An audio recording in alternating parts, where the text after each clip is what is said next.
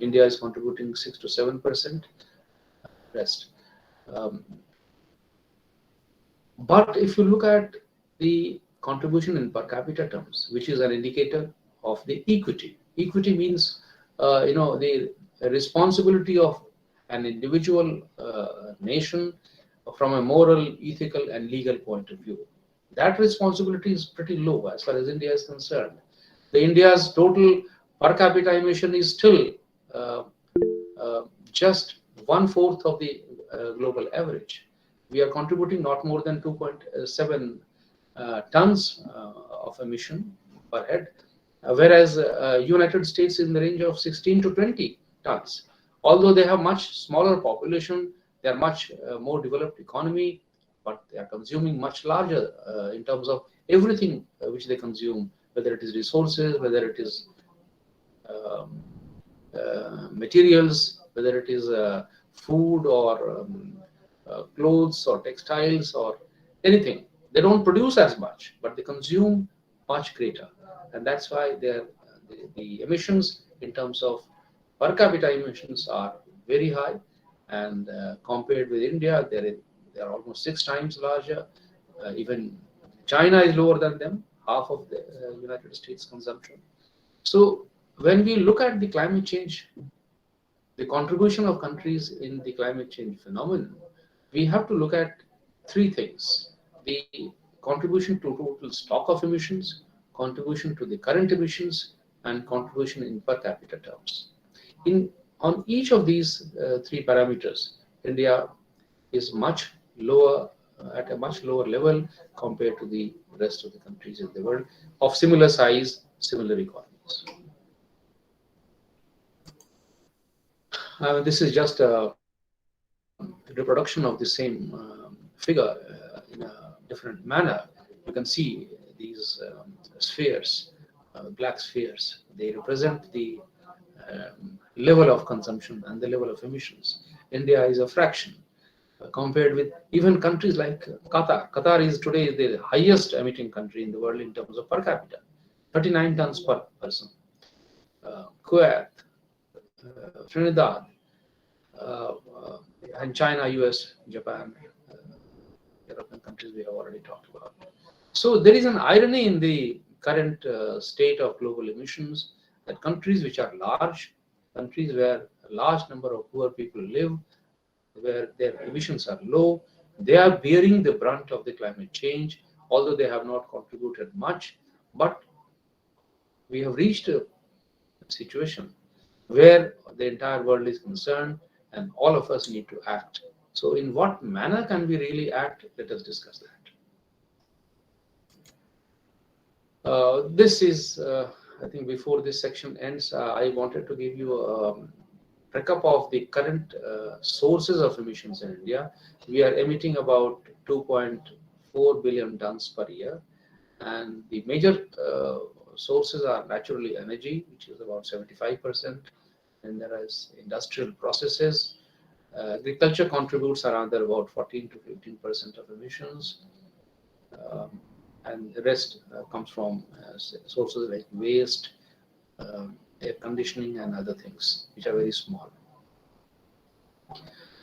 So we basically need to look at the energy consumption and production profile in each country, including India, to be able to look at the sources of emissions and the ways in which these emissions can be curtailed. So, what actions were taken at the global level? I'll come to India later. But if we want to understand the changes or the efforts which have taken place at the global level, we need to go back to 1992 when the first convention on climate change was drafted and agreed universally. This is perhaps one of the few universal agreements where each country in the world is a signatory. There are many other conventions where you will find that some country or the other has backed out, and some countries may not be member. But fortunately, UNFCCC is one treaty, international treaty, where without exception every country has agreed. Unfortunately, despite the fact that this treaty has been universally signed on by each country, the actions are not universal. The actions have not taken place in the same manner. And the reason was the convention, when it was drafted, it was felt that the primary responsibility of climate change lay with the developed countries because they had contributed most to the greenhouse gas concentrations. So the responsibility of stabilization lay with them. So the countries were divided into two groups, Annex 1 and non-Annex 1 countries. Annex 1 countries are basically 38 industrialized countries in the world. Uh, and they were given a specific target. The target was not laid down in the UNFCCC, but in the Kyoto Protocol, which was signed about 10 years later. But the negotiations took so much of time. The convention had generally talked about reducing or stabilizing the greenhouse gas concentrations in a manner that the global emissions went back to the level of 2000. If you look at the years, the convention was signed in 1992, and it said that by 2000, in a matter of 8 years, the global emissions should revert to the level of,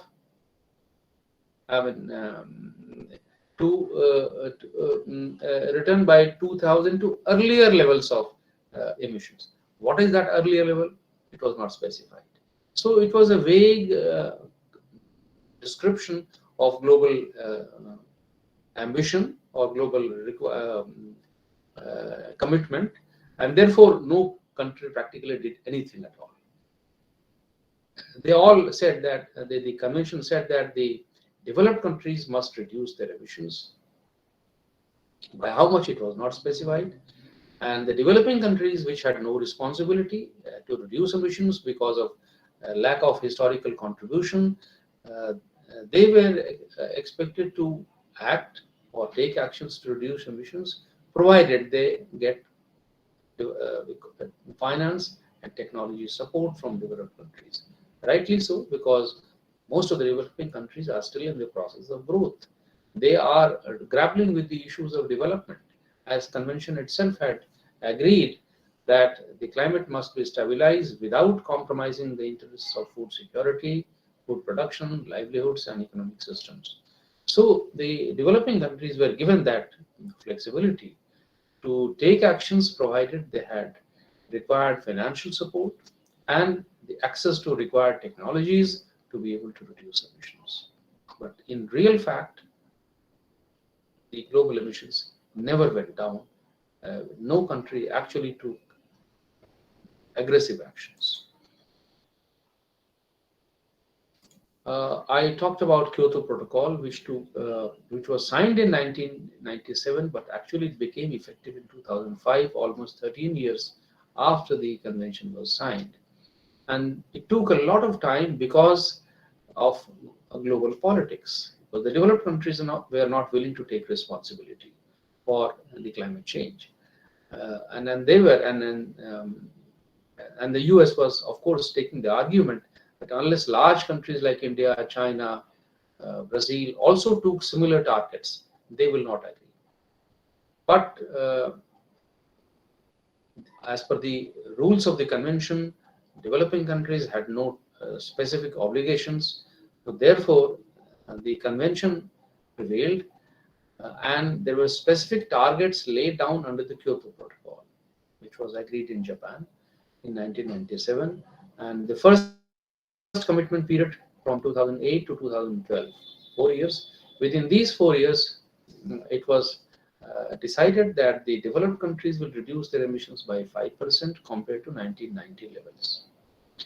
And second commitment period was agreed much later in 2013 in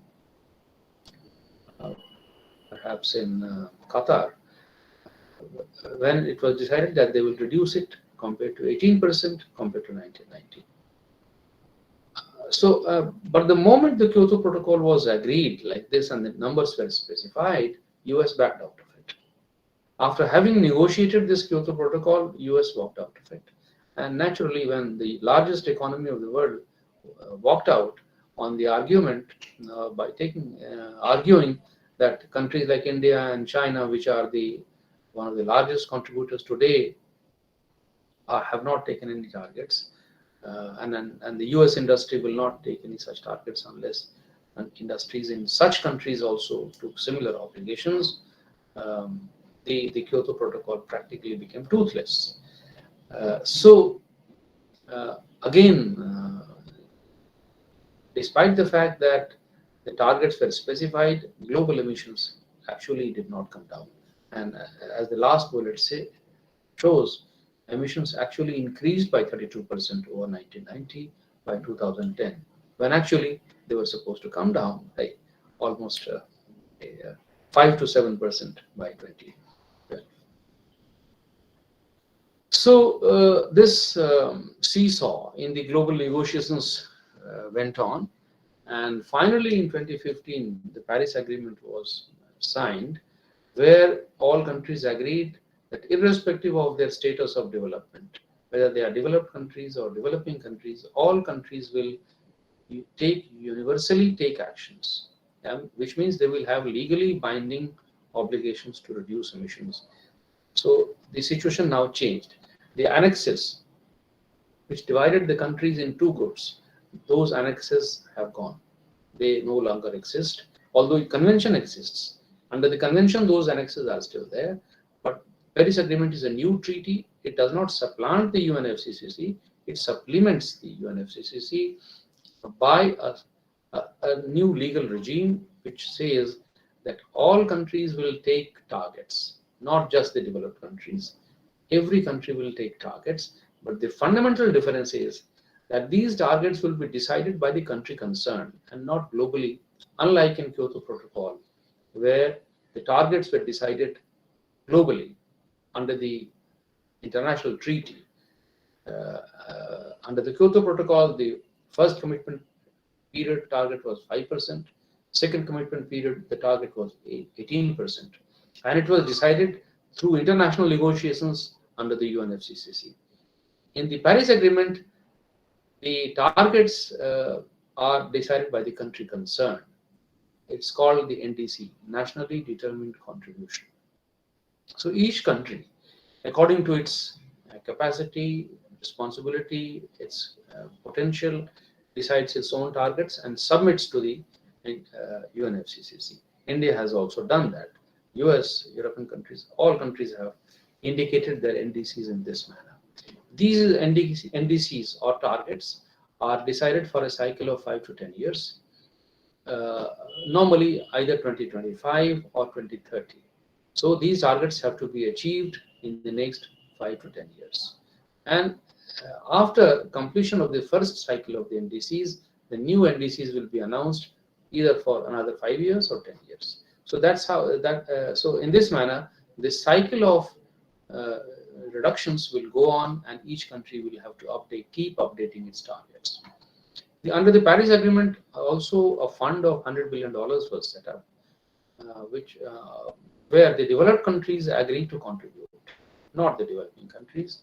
For them, it was a voluntary, discretionary goal, but the developed countries had a legal mandate to contribute. Now, which country will contribute how much was not decided. It was left to them to negotiate amongst themselves. But it was agreed that $100 billion fund will be created, which will be used to support the developing countries' actions.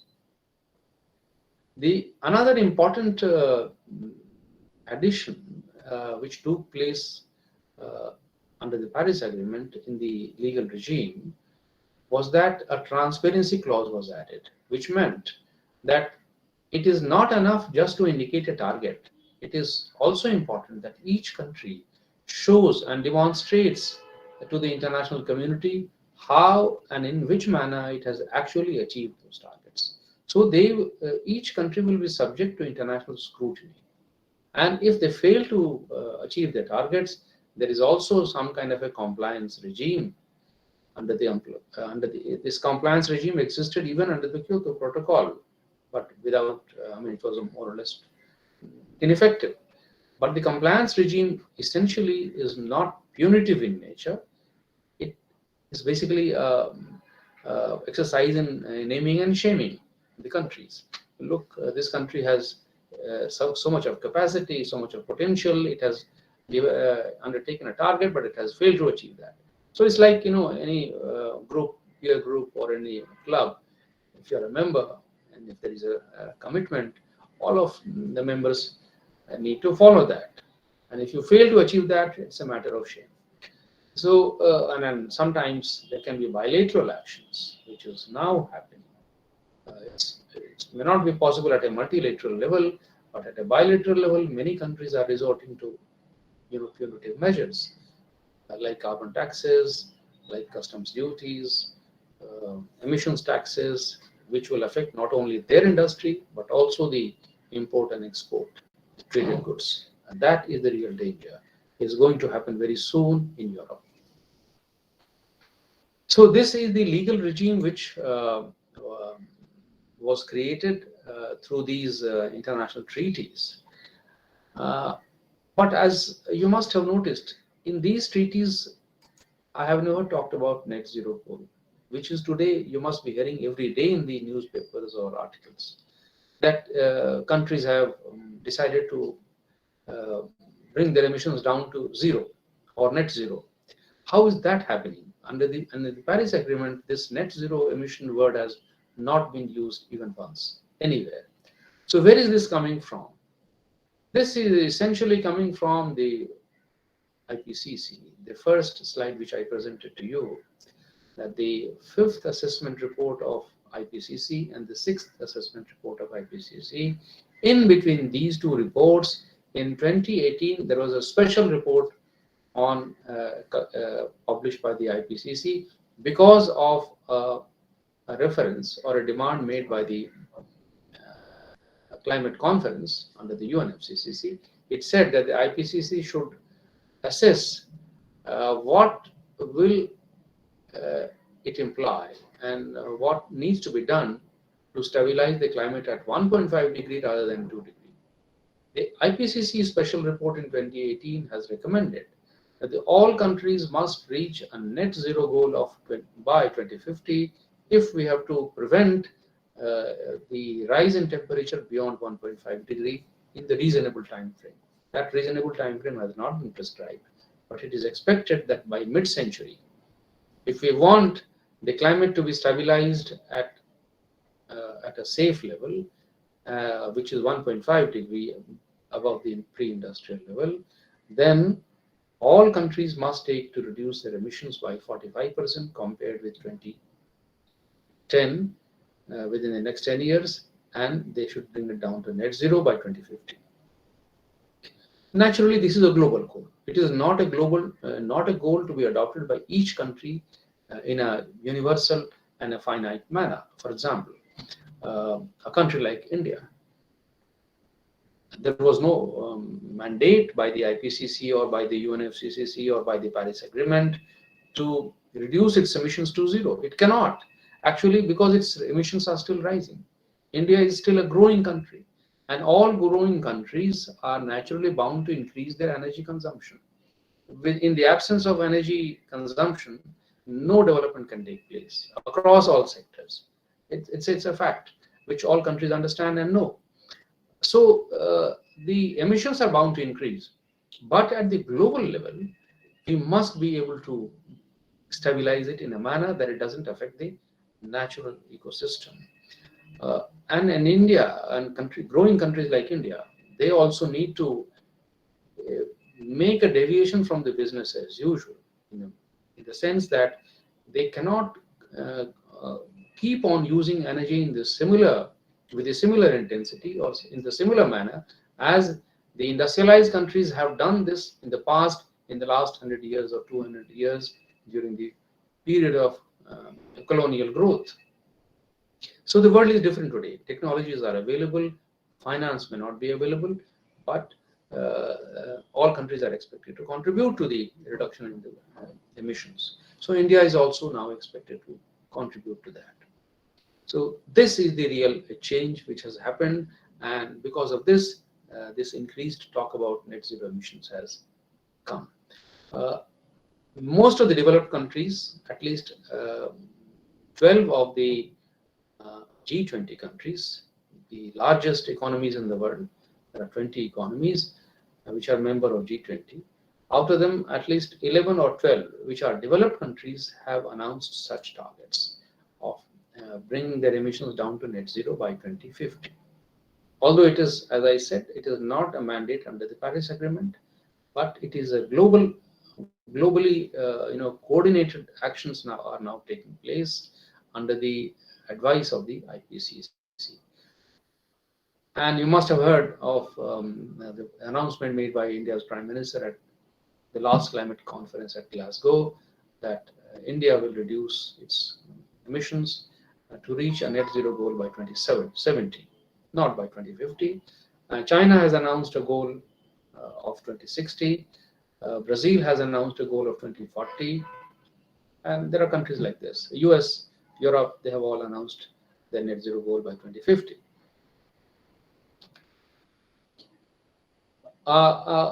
And again, a net zero goal by 2050 or 2060 or 2070 is an aspirational goal, which is necessary to stabilize climate in the near time frame.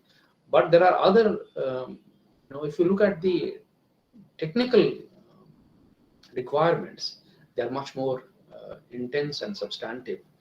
If we really have to move to net zero goal as per the IPCC recommendations, they had also said that this can be achieved only if we are able to increase the share of renewable energy in our electricity system by to 70 to 85%, as against which currently in India we have a share of almost 65% of coal in the electricity system. So they would like the share of coal to be reduced to almost 2%, renewables to rise to almost 70 to 85% in the electricity generation. In the buildings, the cooling or heating of buildings must take place to the extent of 55 to 75% from renewables. And again, in the transport sector, where we are using currently liquid fuels, the electric batteries or biofuels or green hydrogen, their penetration must go up to 65% if we have to bring down the emissions to the net zero level by 2050. So these are extremely important, significant, but very large requirements. And can we really achieve this? This is the real challenge. This I have mentioned to you how several countries have announced their goals, and in Glasgow there was an agreement also on phase down of coal towards this goal.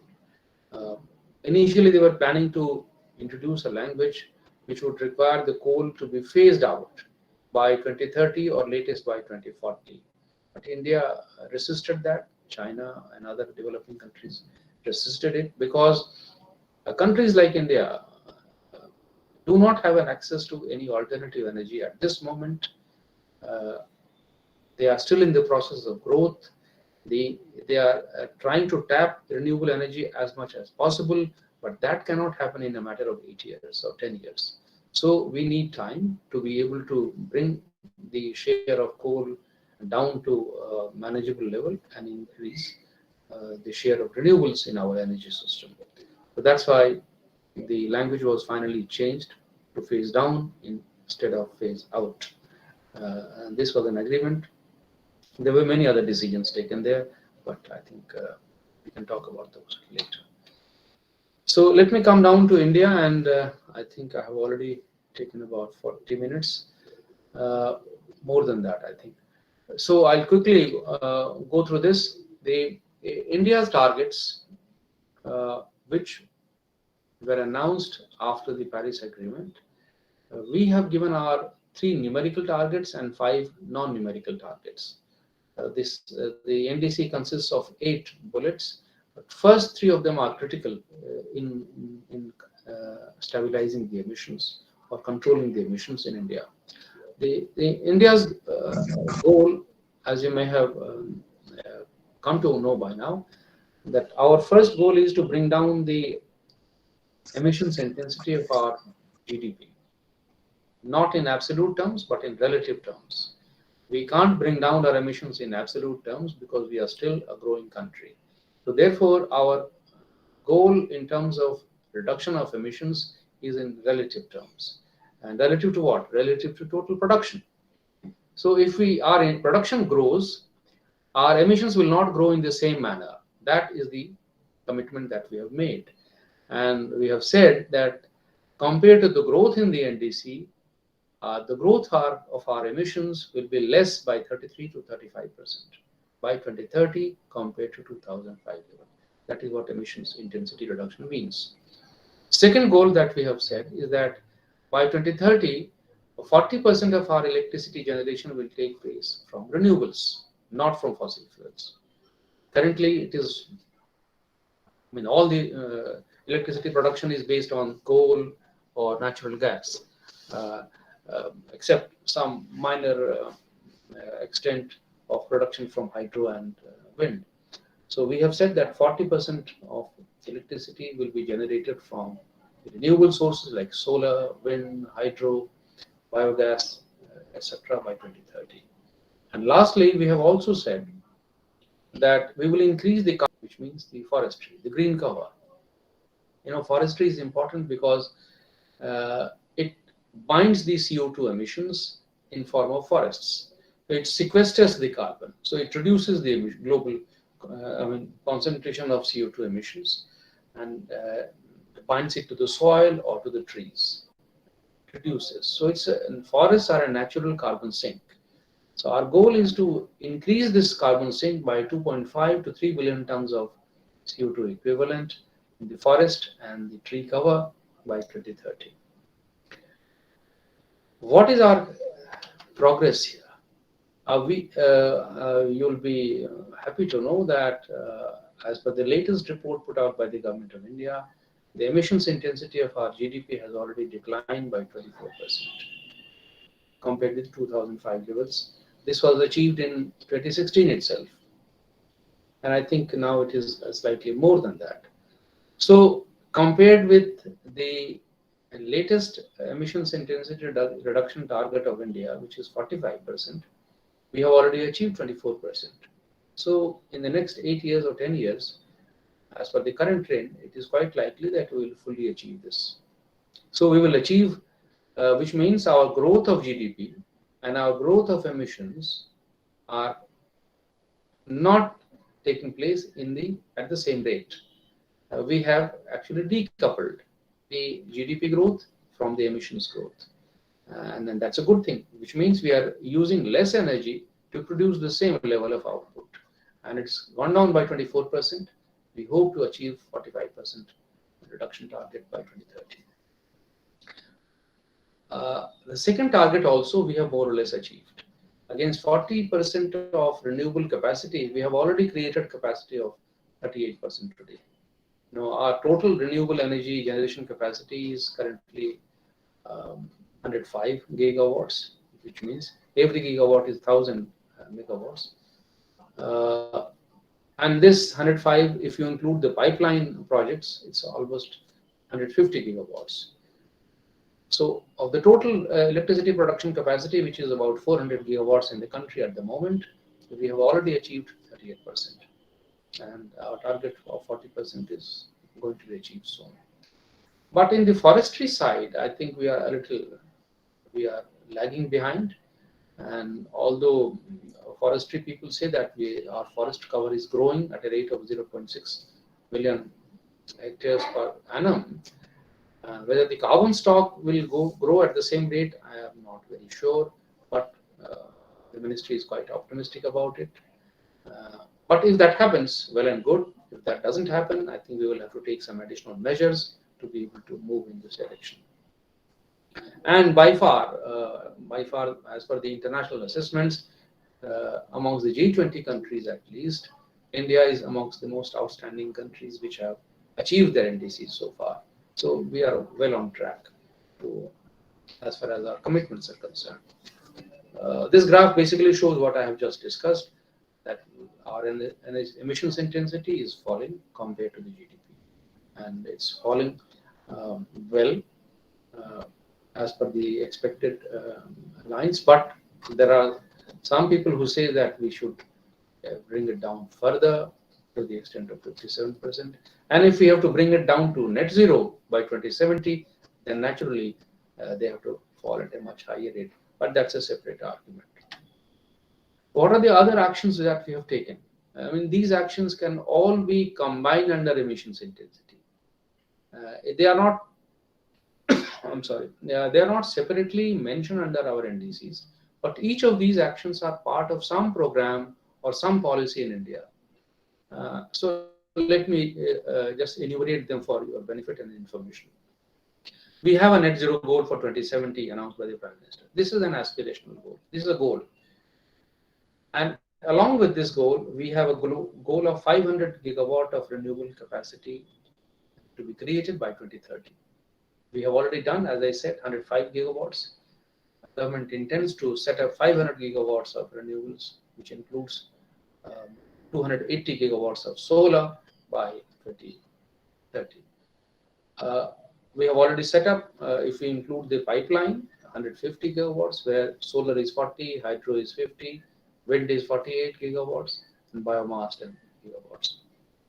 We have a cess on coal of almost $6 per ton, which is 400 rupees per ton, to be able to, so that the coal consumption is not abnormal. So we are collecting, we are levying a tax on coal consumption already. We have energy consumption norms for the industry under the scheme called Perform, Achieve and Trade under the Bureau of Energy Efficiency Act, where each major industrial unit has been given a target of specific energy consumption, and that is also being achieved, more or less. So we have a biofuel blending norm of 20% by 2025, which means the extent of blending of ethanol in petrol and biodiesel and diesel has to be done to the extent of 20%, and it has to be achieved in the next 4 years. We have reached a level of 8% as of now, so our target is to raise it to 20%. If that happens, the vehicular emissions go down. It also helps in reducing pollution. The thermal power plants, which are fired by coal, and they are currently 65% of the total electricity production in India takes place from coal-fired plants. They have been given CO2 emission norms. These norms were supposed to have been put in place by 2020. Unfortunately, because of the problem of availability of coal and very large financial investments, there has been some degree of flexibility given here. I personally feel that we should be very stringent on this. We should emphatically enforce these CO2 norms for all thermal power plants. But because of political considerations, some flexibility has been given to them for some period now. But this is a major legal requirement. We have in the air conditioning sector, where the chemicals which are used in air conditioning in the rooms or in the plants, these are globally greenhouse gas contributing chemicals. So some of them have been now phased out. The CFCs and the HCFCs, we have more or less completely phased down, and then we have replaced them by better chemicals. Currently, HFC is being used, which is low GHG emitting, but still it does emit large amount of emissions. And so there is now a demand for replacing even HFCs, low GWP or almost zero GWP chemicals, and we are progressing in that direction under the Kigali amendments under the Montreal Protocol. So India has more or less committed there, but that time frame is 2040. Industry will hopefully do it much earlier. We have started neem coating of fertilizers so that the application of fertilizer in the agriculture sector goes down and their fertilizers are not misused. And if the fertilizers are not misused, our emissions will go down, because fertilizers production and consumption leads to a lot of emissions in agriculture sector. For cooking, we have almost a universal system of LPG across rural and urban India. And LPG has replaced biomass-based cooking, which used to be one of the biggest sources of emission in India.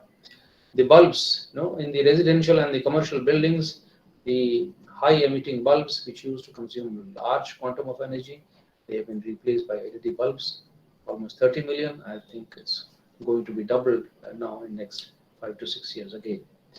The BS6 fuel emission norms for vehicles have been prescribed, which means they have to improve their engines so that their emissions go down. We have FAME 1 and 2 scheme for promotion of electric vehicles, where subsidies are being provided by the government for adoption of electric vehicles in the passenger segment as well as in the long distance passenger segment like buses. We have a vehicle scrapping policy also, so that we use efficient vehicles. We don't use inefficient vehicles, and the inefficient vehicles are phased out of the traffic. And lastly, on a good note, even our corporates have adopted voluntary targets for net zero. In TERI, we are a secretariat for almost 32 leaders of business who have formed a net zero coalition, and they have announced that they will try and achieve net zero emissions in their production systems or in their supply chain by 2040 or 2050. Tata's, Dalmia's, Mahindra's, Shell, they're all leaders in this field. So I'll now end my presentation by saying that we have, as far as India is concerned, we have done well. We have taken a number of steps to reduce our emissions in a relative sense.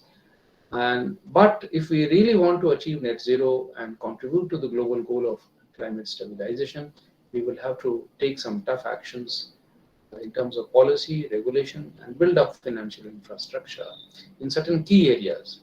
And the most important critical area is to scale up the solar energy production facility. And this requires 500 gigawatts by 2030. We'll have to rise to almost 2,000 gigawatts by 2040 if we have to move towards net zero. That requires humongous investment, almost $1 trillion. Where is this money going to come from is the big question. Can our domestic financial system help businesses in raising this kind of finance is something which we need to discuss. We have to improve our grid and transmission infrastructure. See, it's not important just to produce solar electricity. It's also necessary to integrate into the grid. Unless it goes into the grid, and then grid integration involves its own dynamics, technical requirements, because we can produce renewable energy only in the day, but not in the night. So when the peaking demand goes up, you need sources of energy. And then if the sun or the solar and wind energy is not available, the option is either hydro or nuclear, which is less than 5% of our total energy capacity at the moment. So therefore, we will have to rely on natural gas or coal. And that is the big question, that to be able to meet our energy needs, to be able to balance the grid and feed energy into the grid when we require it most, we will have to create energy storage systems, which is a huge technological leap. Currently, the storage systems are expensive. We don't have substantive at a substantial level such storage systems. So green hydrogen and electric batteries are the way forward, but they need both technological innovation, financing support, and maybe regulatory interventions, because the demand for many of these products does not happen automatically. The businesses, most of the time, they choose the least cost option. They will always produce goods which are the cheapest and the least cost, and that's what the consumers also prefer. So on the one hand, we have a requirement of protecting the environment, stabilizing the climate, reducing the emissions, and therefore choosing higher cost systems. But in the business and in the industrial system, it doesn't happen automatically. So we will have to perhaps use regulatory measures to force demand for these greener products like hydrogen and solar energy systems supported by energy storage. And in financing this, maybe carbon markets can also help. Carbon markets don't generate finance of their own, but they help the trade in reducing the cost of their operations. There are ways of doing it. Some experiments in this field have already taken place in the field of renewable energy and energy efficiency. We have succeeded there. But hopefully this will now be replicated in the field of carbon trading as well. So I'll stop here, and thank you very much for listening to me and giving me attention.